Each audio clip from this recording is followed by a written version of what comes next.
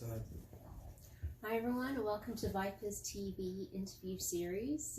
I'm Rochelle Stokes, and today I have the pleasure of interviewing Corey Stokes Sr., the creator of the Vipers Basketball Youth Foundation.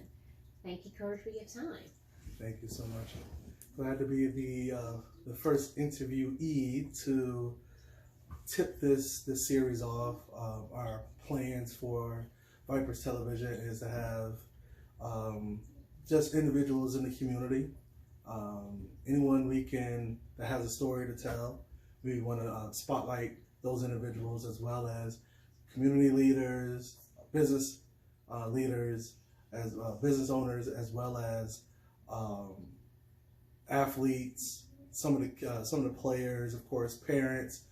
This series has tons of potential for room to grow, and again, I am very pleased to be here to tip this first interview off. So, and my lovely wife, who's also the treasurer of the foundation, Vipers Basketball Youth Foundation, she will be conducting the first interview. So let's, I think we can jump in whenever you're ready. Alrighty, so let's start. Be easy on me.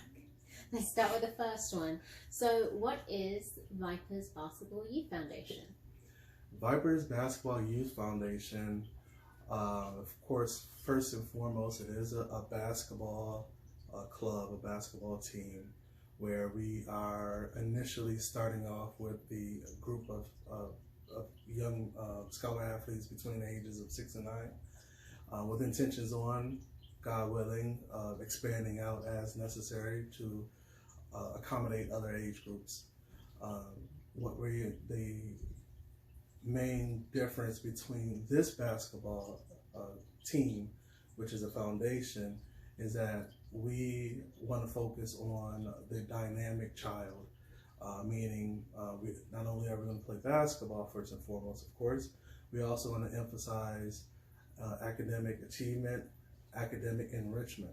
And what I mean by academic achievement is we're going to celebrate individuals who are doing great in school, and if we're able to facilitate giving those children more, which is the enrichment part, we will give them more, not just worrying about so much where the individual scholar athlete is struggling, but we're going to enrich where they're doing really well. And if they are struggling in one area or another, we have tutors available that are certified teachers, provide that for them.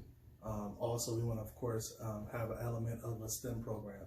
So these are something, these areas of academic achievement and enrichment, we're going to build that out over time. We're still building out that framework. We're going to get some minds together, brainstorm that a little bit to make sure we know exactly what that looks like in the future. But that's overall, that's the second aspect of Vipers Basketball Youth Foundation.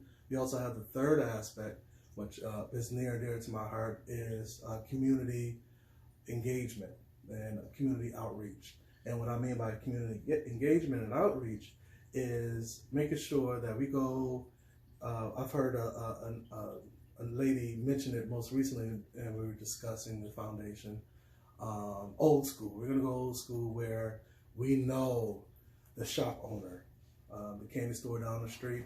We know the owner of that candy shop. Like I was a kid, there was a comic book store in the corner of my block. And to this day, I still know the owner. The owner knows me. He looks at my face kind of closely, because I guess I've gotten a little, gained a little weight and a little less hair since I was in my youth. But he still recognizes me, but I want to make sure I bring that community engagement back, and making sure that at a young age, children know that the community is theirs. The community is something they're a part of. And to kind of get away from so much engaging with our community just through our technology, our smartphones and things of that nature. Just actually going out, being a part of our community.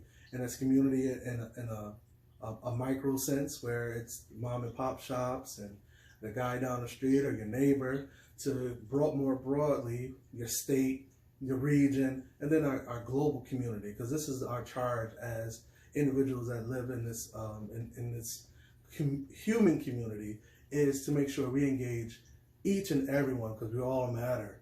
And another part of this community outreach and engagement is the philanthropy part, which is tied into, of course, volunteerism. And that's another thing that has always been near and dear to my heart. I've always had opportunity as a kid to work in soup kitchens, clean up a gym, or help someone in need that may not have the physical strength to help them move books around, boxes of books, or pull weeds out of their backyard. Just as, again, a part of volunteering in your community, being a part of your community, and recognizing that this area, this globe, this area, this is yours. And do that at a young age, which I believe is very integral for the entire development of our youth. 6 to 9 year olds are the, in my humble opinion, the perfect timing to engage the young men at this point, and we anticipate young women in the future, engage them into going out into the community, volunteering, and of course playing some kick-ass basketball. So lots of different elements